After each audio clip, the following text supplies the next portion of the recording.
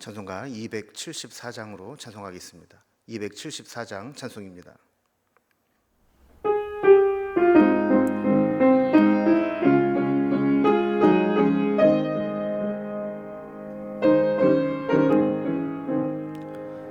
나 행한 것 죄뿐이니 주 예수께 비옵기는 나의 몸과 나의 맘을 깨끗하게 하옵소서.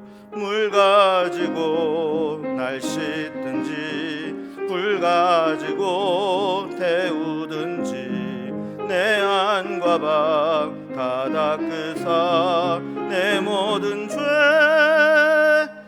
멸하소서.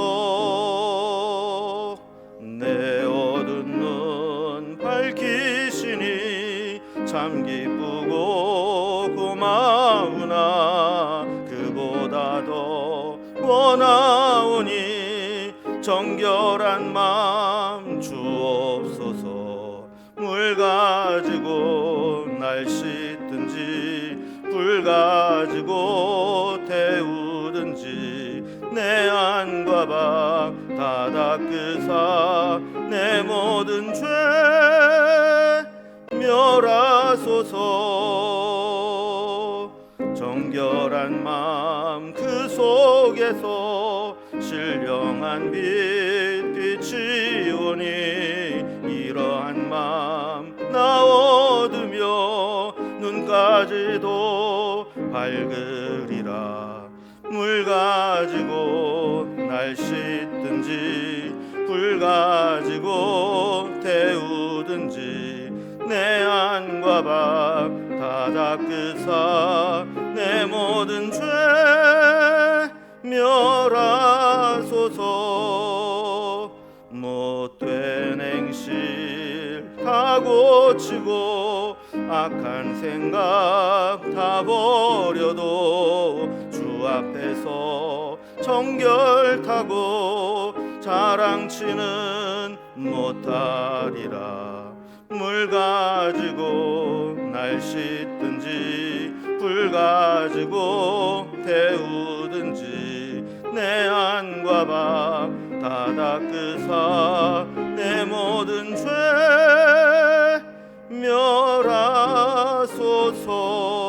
멸하소서. 아멘. 오늘 함께하는 하나님 말씀은 구약성경 예레미야 6장 1절에서 15절까지 말씀입니다. 예레미야 6장 1절에서 15절까지 1059면에 있습니다. 말씀을 제가 봉독하겠습니다. 베냐민 자손들아 예루살렘 가운데로부터 피난하라. 드고아에서 나팔을 불고 벤탁게렘에서 깃발을 들라. 재앙과 큰 파멸이 북방에서 엿보아 오미니라. 아름답고 우아한 시온의 딸을 내가 멸절하리니 목자들이 그 양떼를 몰고 와서 주위에 자기 장막을 치고 각기 그 처소에서 먹이리로다. 너희는 그를 칠 준비를 하라. 일어나라. 우리가 정오에 올라가자. 아하 아깝다. 날이 기울어 저녁 그늘이 길었구나. 일어나라. 우리가 밤에 올라가서 그 요새들을 헐자 하도다. 만군의 여호와께서 이와 같이 말하노라. 너희는 나무를 베어서 예루살렘을 향하여 목책을 만들라. 이는 벌받을 성이라. 그 중에는 오직 포악한 것 뿐이니라. 샘이 그 물을 솟구쳐냄 같이 그가 그 악을 드러내니 폭력과 탈취가 거기에서 들리며 질병과 살상이 내 앞에 계속하느니라. 예루살렘아 너는 훈계를 받으라. 그리하지 아니하면 내 마음이 너를 싫어하고 너를 황폐하게 하여 주민이 없는 땅으로 만들리라. 만군의 여호와께서 이와 같이 말씀하시되 포도를 따듯이 그들이 이스라엘의 남은 자를 말갛게 주우리라. 너는 포도 따는 자처럼 내 손을 광주리에 자주자주 놀리라 하시나니 내가 누구에게 말하며 누구에게 경책하여 듣게 할꼬. 보라 그 귀가 할례를 받지 못하였으므로 듣지 못하는도다. 보라 여호와의 말씀을 그들이 자신들에게 욕으로 여기고 그를 즐거워하지 아니하니 그러므로 여호와의 분노가 내게 가득하여 참기 어렵도다. 그것을 거리에 있는 아이들과 모인 청년들에게 부으리니 남편과 아내와 나이든 사람과 늙은이가 다 잡히리로다. 내가 그 땅 주민에게 내 손을 펼 것인즉 그들이 집과 밭을 아내가 타인의 소유로 이전되리라. 여호와의 말씀이니라. 이는 그들이 가장 작은 자로부터 큰 자까지 다 탐욕을 부리며 선지자로부터 제사장까지 다 거짓을 행함이라. 그들이 내 백성의 상처를 가볍게 여기면서 말하기를 평강하다 평강하다 하나 평강이 없도다. 그들이 가증한 일을 행할 때에 부끄러워하였느냐? 아니라 조금도 부끄러워하지 않을 뿐 아니라 얼굴도 붉어지지 않았느니라. 그러므로 그들이 엎드러지는 자와 함께 엎드러질 것이라. 내가 그들을 벌하리니 그때에 그들이 거꾸러지리라. 여호와의 말씀이니라. 아멘. 범죄한 유다와 예루살렘이 하나님께 받게 될 징계는 이방 민족인 북방의 바벨론의 침략으로 심판을 받게 되는 겁니다. 그런데 이 심판을 실행하는 이 주체는 실상은 바벨론이지만 사실은 그 뒤에서 그것을 주관하고 역사하는 하나님이시라고 말씀을 합니다. 그래서 하나님은 이 북방의 바벨론 군대가 쳐들어올 때 마치 침략군의 지휘관이 되셔서 예루살렘을 공습하는 것처럼 그렇게 심판을 임하겠다고 예고하십니다. 죄를 지으면서도 수치를 모르고 회개하지 않으며 포악과 탐욕과 거짓으로 채운 이 예루살렘은 결국 하나님의 심판의 대상이 되고 말았습니다. 하나님은 이 예루살렘 성을 마치 아름답고 우아한 시온의 딸이라 이렇게 비유를 했지만 아무리 하나님이신 소중한 은혜라도 그것을 죄악으로 물들이게 된다면 결국 그것은 심판의 대상이 될 수밖에 없다는 것을 우리에게 보여줍니다. 그러면 이렇게 하나님이 우리의 대적이 되어서 우리를 찾아오시는 그러한 모습들을 한번 살펴봅니다. 단락별로 구분을 해보면 먼저 1절에서 5절까지는 북방에서 다가오는 하나님의 심판에 대해서 말씀합니다. 그리고 6절에서 8절은 포악이 가득한 예루살렘의 죄악을 다시 한번 지적합니다. 그리고 9절에서 15절까지는 결국 그들이 할례받지 못한 귀로 들어도 듣지 못하고 또 수치를 알지 못하는 그 탐욕을 가지고 있다고 고발하시는 하나님의 말씀을 듣게 되죠. 이제 이러한 내용을 가지고 단락별로 살펴봅니다. 이제 하나님의 심판이 북방으로부터 오게 되는데 그것을 지휘하고 관리하는 분이 하나님이시라는 것을 말씀합니다. 회개할 줄 모르는 유다와 예루살렘을 잔혹하게 유린하게 되는 심판이 임하게 될 것이라고 경고합니다. 그런데 이 심판이 두려운 것은 이 징계를 주관하시는 분이 하나님이라는 겁니다. 1절 말씀 보면 베냐민 자손들아 예루살렘 가운데로부터 피난하라. 드고아에서 나팔을 불고 베타게렘에서 깃발을 들라. 재앙과 큰 파멸이 북방에서 엿보아 오미니라 그랬습니다. 여기 보면 피난하고 나팔을 불고 깃발을 들다 이런 것들은 지금 엄청난 재앙이 밀려오고 있기 때문에 그것을 알리고 대피하라라는 의미입니다.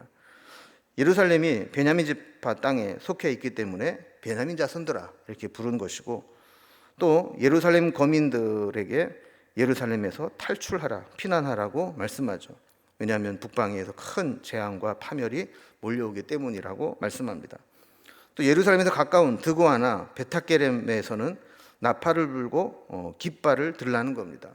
마치 파수대에서 그 침략 사실을 전하고 알리듯이 그렇게 깃발을 들고 또 나팔을 불어서 그 침략 사실을 알리라. 그 정도로 지금 북방의 민족들이 가까이 왔다는 겁니다. 자, 2절에서는 아름답고 우아한 시온의 딸을 내가 멸절하리니 그랬습니다. 원래 예루살렘은 하나님께서 딸처럼 아끼는 그리고 사랑하시는 우아한 아름다운 고귀한 성읍이었습니다. 그러나 그 성읍 안에서 행하는 모든 일들이 하나님의 뜻을 행하는 것이 아니라 죄악된 길로 가게 될 때 결국 어쩔 수 없이 그들도 심판의 대상이 된다고 말씀하는 것이죠. 3절에 보면 목자들이 그 양떼를 몰고 와서 주위에 자기 장막을 치고 각기 그 처소에서 먹이리로다 그랬습니다. 목자들에게 그 목초지는 큰 재산이죠. 그런데 북방에서 온 자들이 마치 자기 양떼를 이 유다에 풀어놓고 유다를 약탈하듯이 그렇게 바벨론 군대가 와서 유다를 약탈하게 될 것이라고 이야기를 합니다. 4절에 보면 너희는 그를 칠 준비를 하라. 일어나라. 우리가 정오에 올라가자. 아깝다. 날이 저물어 기울어 저녁 그늘이 길었구나 라고 했습니다. 이건 바벨론 군대들이 하는 이야기인데 그들은 전쟁 준비를, 공격할 준비를 다 해놓고 전열을 가다듬고 명령만 기다리고 있습니다. 그런데 지금 보니까 공격하고 약탈할 시간이 모자라서 한탄할 정도로 저들은 강력하게 그 예루살렘과 유다를 약탈할 계획을 세우고 있습니다. 그러다가 5절에 보면 밤에 올라가서 그 요새를 헐지로다 그럽니다. 그러니까 낮이고 밤이고 상관하지 않고 명령만 내리면 예루살렘을 멸절하고 침략하기 위해서 모든 행위를 하겠다라는 것을 이야기한다라는 겁니다. 얼마나 두려운 일입니까? 자, 이렇게까지 할 수밖에 없는 이유를 두 번째 단락에서 설명합니다. 결국 포악이 가득한 예루살렘의 죄악을 지적하시면서 그 죄에 대한 징계가 임한다는 것이죠. 지휘관 되신 하나님께서 이제 작전을 승인하십니다. 6절에 보면 바벨론의 계획을 하나님이 허락하셔서 나무를 베어서 목책을 만들고 예루살렘을 함락시키라고 말씀합니다. 예루살렘이 그렇게 함락될 포악함이 있다는 것이죠.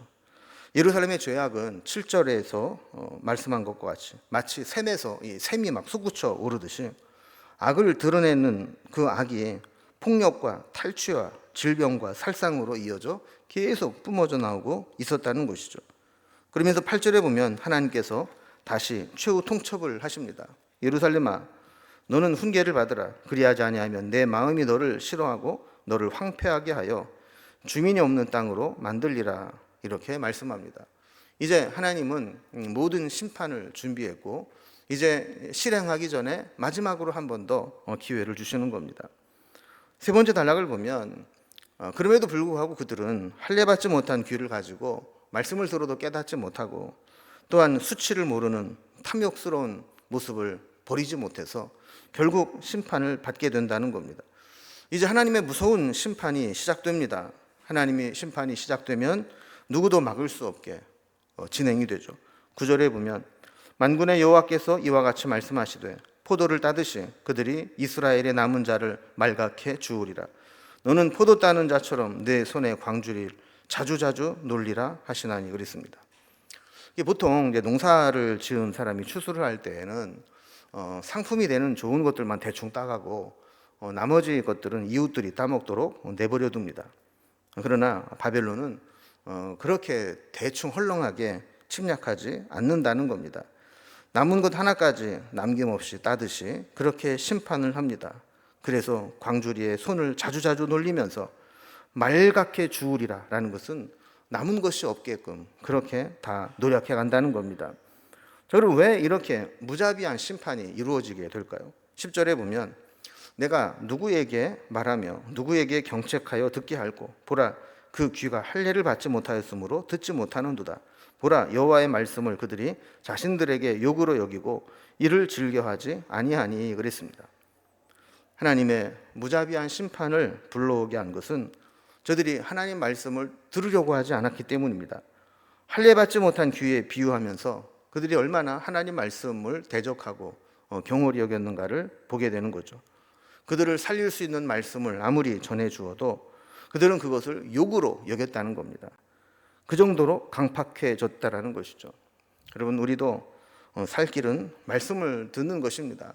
하나님 말씀을 듣고 순종하는 것, 그것이 이 세상을 살아가는데 우리에게 유일한 살 길이 됩니다. 그래서 11절에 보면 하나님의 분노가 예레미야에게 부어져서 참기 어렵게 되었다라고 이야기를 합니다. 하나님의 이 종은 하나님의 마음을 갖습니다. 그래서 하나님이 이 패역한 백성들에게 분노하는 마음을 느끼게 됩니다. 또한 하나님께서 그 분노를 거리에 있는 아이들과 모인 청년들에게 붓고 남편과 아내와 나이 든 사람과 늙은이가 다 잡혀가게 된다고 말씀을 대신 전하게 되는 것이죠. 그러니까 이것은 하나님의 심판은 어느 특정 대상에게 일부분에게 임하는 것이 아니라 전 세대에 걸쳐 모든 국민들에게 향하는 심판이라고 말씀하는 겁니다. 12절에서는 내가 그 땅 주인에게 내 손을 펼 것인즉 그들의 집과 밭과 아내가 타인의 소유로 이전되리라. 여호와의 말씀이니라 그랬습니다. 예레미야를 통해 주시는 말씀 중에 강조하는 것들은 이스라엘 백성들이 착각하지 말라는 겁니다. 그들이 하나님의 백성으로 택함 받았다 할지라도 그것 자체가 심판을 면하게 되는 면죄부가 될 수는 없다라는 것이죠. 저들은 결국 하나님의 백성이었지만 이스라엘 백성들 이방인들에게 자기 집이나 밭이나 아내를 빼앗기게 된다는 겁니다. 우리는 절대 그런 일이 없어라고 생각하는 것이 착각이고 헛된 소망에 불과하다는 것이죠. 13절에서는 다시 하나님이 심판할 수밖에 없는 이유를 설명합니다. 이는 그들이 가장 작은 자부터 큰 자까지 다 탐욕을 부리며 선지자로부터 제사장까지 다 거짓을 행함이라 그랬습니다. 지난번에도 살펴본 것 같이 나라가 망할 때가 되면 죄악이 온 세상에 광범위하게 퍼지게 됩니다. 지위고하를 막론하고 심지어 말씀으로 올바른 길로 인도해야 될 사명을 가진 선지자들과 제사장들마저도 거짓을 행하고 탐욕을 부리며 죄악의 자리에서 나오지 않습니다. 여기에서 우리는 주의 종들의 사명이 얼마나 중요한 것인가를 다시 깨닫게 됩니다.